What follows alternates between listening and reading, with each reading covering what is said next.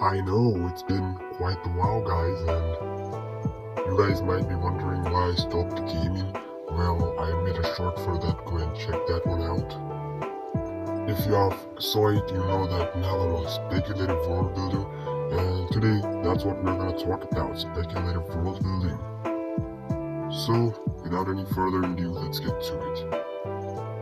So, what if Ben 10's watch was not just a device, but it was actually alive itself? And what if Ben's aliens, instead of looking like, humanized, or should I say sexually sexualized, or,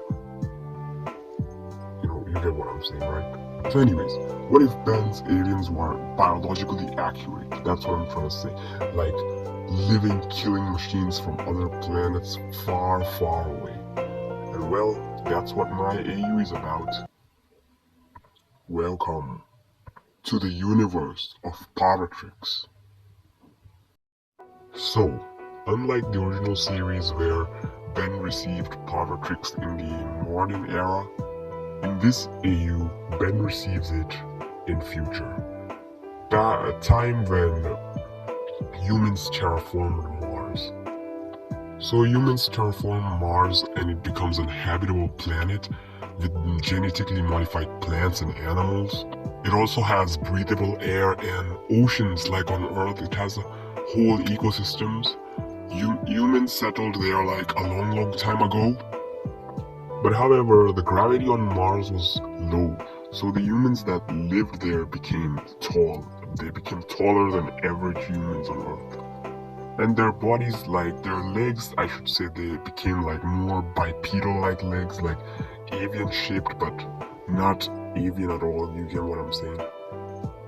Anyway, so the humans that lived on Mars became a totally different race known as the Martians. And then life continued for like millennia to come, Mars and Earth coexisting with each other in peace. But then as time went by, both of the planets broke into a war. The war was known as the Galactic War by the Earthlings and the Martians. Now in this AU, Ben was working at the Galactic Force Military. Now Galactic Military is actually the military force of Earth, which travels to Mars and genocide and kill everybody, like every single Martian, like the genocide. But usually Martians also have backup plans, like the citizens of Mars hide like underground while their soldiers do the job fighting off with Earthlings. And Ben is part of this army, but Ben is from Earth, right? So Ben was like a really devoted soldier, like he wanted to kill every single Martian and wanted Earth to become the superior planet. So one night at the military base, he was in his bed, like he was having a sleepless night, just thinking the day he'll retire and get to spend time with his family, because Ben was a really busy man in this AU. He could really spend time with his family. And by the way, in this AU, he already had a wife, like he had already married, right? This Ben is different from the series one, right? You get me? So, like, a lot of stressful things were just going on in his head, and then he hears an explosion. He wakes up, he was scared, and guess what? All the soldiers at the military base wake up too at the explosion. In fact, the commander, who was in a deep sleep, wake up, and the commander was terrified. He was like, maybe it's Martians invading their territory, or maybe it's an alien invasion, like that's the worst matter. Or maybe it's just simply a meteor or a shooting star that hit the Earth. But he was so scared that he commanded all the junior soldiers, by the way, Ben was in the junior soldiers, to go and check on the explosion site. And so all the soldiers take their weapons and head into the woods. But the problem was, they did not know where exactly the explosion took place, so they decided to split up. Like, each soldier goes his own way, and if they find anything or they find the explosion site, they would contact each other and send their locations to each other. So they split up.